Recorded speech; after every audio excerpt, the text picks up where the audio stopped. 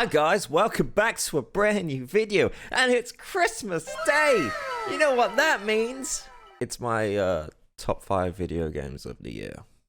Enjoy!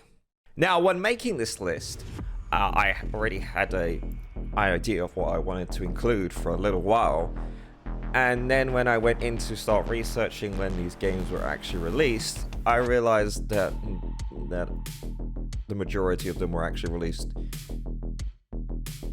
last year. And then I looked at a lot of the games I played this year and realized a lot of them were released years ago or a couple of years ago, and panicked, and then realized I had to go through everything I played this year and find out what actually got released and what I actually enjoyed.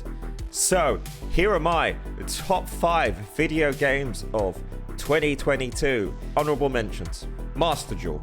It's basically like the Yu-Gi-Oh! TCG, but online, and it's got a pretty good gen system and a good system of getting cards. It's overall pretty good. I wish it had more features, but it is, you know, a free-to-play microtransaction heavy game. That's why it's not on the list. It's just an honorable mention. All right, now on to the actual list. Number 5, Crisis Core Final Fantasy VII Reunion. Activating combat mode, activating combat mode, activating combat mode, activating combat mode, activating combat mode, activating combat mode. Crisis Core Final Fantasy VII Reunion is a faithful rendition of the PlayStation portable game Crisis Core Final Fantasy VII. It updates the graphics massively, bringing it to a bigger aspect, bigger resolution, as well as updating the graphics and introducing 2 models. They changed the voice acting for some parts. Well, they changed the voice actors, so some parts the dialogue is slightly different. Overall, the UI has been greatly improved. Combat feels a lot better because you can now map abilities and special attacks to buttons, whereas before you would have to use the PSP's shoulder buttons to go and select the ability you want, or was it the D-pad you had to select? I can't remember. It was one or two. It's really awkward and made fights a lot harder than they needed to be. The downside is it doesn't really do much outside of that, whereas Near Replicant version 1.225789 actually added additional content to the game and added the final ending to said game, ending E, while as Crisis Core Final Fantasy VII Reunion is just a graphical update where they kind of changed all the voice actors to match the new voice actors that they already got in for the Final Fantasy VII remake, as well as make the graphics look nicer and improve the UI in combat. So that's good. You could probably tell that I was getting desperate at this point because it's a game that only got released a couple of weeks ago. Luckily I beat it because I put 21 hours into it already, and it's a fairly easy game, but still enjoyable nonetheless. Number 4, Vampire Survivors. I had completely forgotten about this game, and as I mentioned before, I panicked and realized I hadn't played that many games until I realized, hey, when did Vampire Survivors get released? Oh, October? Wait, didn't I play it earlier this month? Probably played it when it was early access. Great game, fantastic. It's currently on sale on Steam for $3.99 or something. Totally worth the price. There's also DLC that recently got released. Basically, it's a roguelike. If you don't know what a roguelike is, every time you play, it's slightly different. You have to last as long as you can while waves and waves of enemies try and kill you. Every time you level up, you gain new abilities and weapons. Each character has a different starting weapon, and that might make your run easier or harder, as well as other traits like being able to earn more gold or level up quicker. You unlock new weapons by upgrading weapons fully or finding them in levels, and you unlock new levels. It's just a fun time. You don't really attack, you just move the character in the direction you want, and they auto attack, so everything costs automatically, and it's just basically survival. Hence the name Vampire Survivors, with a heavy Castlevania influence. Still, very good game, highly recommend it. It's great for like short play sessions or long play sessions, and it's actually coming to the mobile phone next year, so, you know, no excuse. Number 3, Elden Ring. You're probably wondering why this is number 3 on the list. Well, number 2 and number 3 were quite close together. Really, they're were about the same level. Maybe Elden Ring was slightly better than number 2, because I put a lot more hours in Elden Ring than number 2. Ultimately, I had to come to the decision to pick one above the other, and it came down to, did it exceed my expectations? Unfortunately, Elden Ring didn't exceed my expectations. It pretty much met my expectations dead on. If you told me to imagine a Souls-like game that was open world, yeah, it would have been Elden Ring. I remember watching people play Elden Ring and just going, yep, no, this is pretty much how I would have seen it. And that's not a bad thing. If you really like Souls games, you're going to love this game. But also, it comes with all the positives of a Soul game, like a narrative that is not structured normally. You know as much as your character, and it's up to you to research more about the world and pick up side quests. The game doesn't really tell you where to go. Sometimes a character will mark something on your map, and that's really about it. Doesn't hold your hand whatsoever.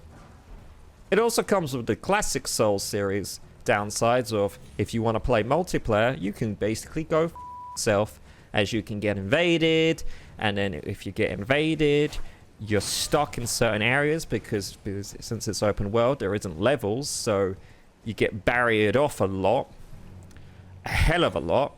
And if you get invaded, you're not allowed to go to all the side caves or a new area, because you have to wait to either be killed or be killed. So that's great. Also, you're not allowed to use your horse during multiplayer. And it also comes with the standard Souls-like trappings of, hey, we're going to put this insta-death thing here that there's no warning for. It's just, you're probably going to die the first time going through this, because we're just like that. And then some areas you can fall from a great height and take no fall damage, but other areas, yeah, you take full damage. There's no real indication why this area is fine, but this other area is fine. Overall, it looks gorgeous. I like the fact that now stamina doesn't always deplete. It only depletes where you're engaged in combat, which makes sense for an open world game. And yes, there is multiplayer, but again, it's not the greatest. And also, they decided to have an update where they introduces the Colosseum, which is basically PvP. Because, you know, when I think of Souls games, I definitely think of the PvP being the greatest, and not half the time the latency being so bad. It's whether, did I just get hit by an invisible sword, or was it so delayed on my hit from the enemy that I got hit like 10 seconds ago, but now only the game is registering it. And hits where you're like, I'm pretty sure I hit that guy, and he's still completely fine. And then hits where you're like, I didn't hit that guy, but half his health is gone. I guess they're trying to get into the esports theme. But overall, it's good looking, great graphics, great game design. It's Souls. It just met my expectation. It didn't exceed them. Number 2, Ghost Song. Okay, so this came at a point where the next 2 games I actually played back to back, with this game being the second game I played. But this game got the first playthrough, so you probably can work out what the number 1 game is. But we're here to talk about Ghost Song. Now, when I saw this on the Game Pass, I was like, okay, I'll go check it out. I need to play a game for like my weekly show. I say weekly show. I say show. I just basically play free games or games on Game Pass and try them out. And this was one of the games where I was like, holy sh**, this is actually really good. And then as I played it more and more, I was like, holy sh**, this is really good. It's like a Metroidvania, but has a hint of Dark Souls in it. And I'm not talking about because it's a lot harder than normal. No, I'm talking about like just the atmosphere, like, talking to people, completely missing quests and optional stuff. Like, there's so much that the game just doesn't go, oh hey, look at everything, we want to show you all the things you can do. The game's like, no, we'll show you the main objective, but that's about it. You gotta work out all the other side stuff on your own. That's just great. It's like, it's so good. And then like New Game Plus is pretty much like, oh, you got this weapon already unlocked? Alright, great, here's some more gels, and you have to level up gels at certain points, and if you die, you lose a bit of your health, and then you lose all your experience orbs, and you have to go pick them back up again. Overall, it's just a fantastic game. I just really love the sound design, the voice acting in it is really good. Apparently this game took years to make, and I had no idea. I didn't even realize it was like Indiegogo or Kickstarter funded, but I'm glad it finally got made and published and was available on Xbox Game Service? Game Pass, there we go. Just a great game.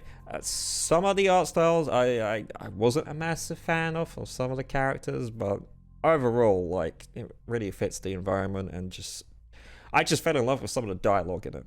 Honestly, like the best bit was just talking to random people, and the one Android experience of waking up I found was very interesting. And then apparently all this other godly lore stuff going on, so that was cool. Number 1, Signals. I'm pretty sure I'm pronouncing the title wrong, but hey, this game, holy like Ghost Song, I needed a game to play for my weekly show where I play free games or games on Game Pass, and I looked at it. It looked fairly interesting from the screenshots. It had like a pixel art vibe, and I really like that style of art. I know some people don't like looking at pixels, but I like it. I think you can do a lot with pixel art, and this game kind of proved that in spades.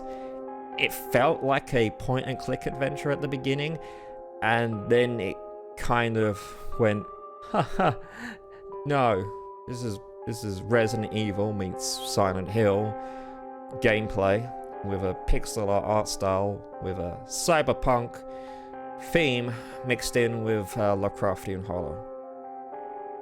So pretty much everything I could ever want from a video game all rolled into one. I've been on a massive Resident Evil kick this year. We're playing 2 and 3 on stream. This just felt right at home. Just the sound design, the atmosphere, the art direction. The only thing I'm annoyed at is there's no voice acting in this, but my god, I guess it kind of fixed like feeling like an old school game. If you really like old school Resident Evil and Silent Hill games, especially Resident Evil, the gameplay is more close to Resident Evil than it is Silent Hill, but there are some points where it feels very Silent Hill-y. I don't want to get into spoilers, but this game just doesn't want to end. It's fantastic. There's multiple endings as well. Just overall great design, just great story. I really like the 3D segments that it kind of breaks up the gameplay and just shows off the art style. And this game is so good. It's just so good. I just enjoyed every moment of it. I remember Ghost Song's playthrough was very much me playing it for the first time going through it, whereas Signals, it was my second time going through the game, because I would pretty much play the segment beforehand for hours and then go, oh no, I need to record this, and then have to start the level again and then go back through everything, which is why some of the parts are a lot shorter and a lot more gets done. You know, just breaking down the fact that I've essentially played the game a couple of times over in one playthrough. Well, thanks for watching. If you liked this video, leave a like. If you didn't, feel free to dislike. Comment below your top 5, because this is my top 5. I should have done a disclaimer at the beginning of this video where it's like, hey, this is my top 5. It's not the top 5. But that should be off as when I call it Salty's top 5 video games of 2022. Anyway, let me know your top 5 in the comments section down below. And I'll see you guys on the next one.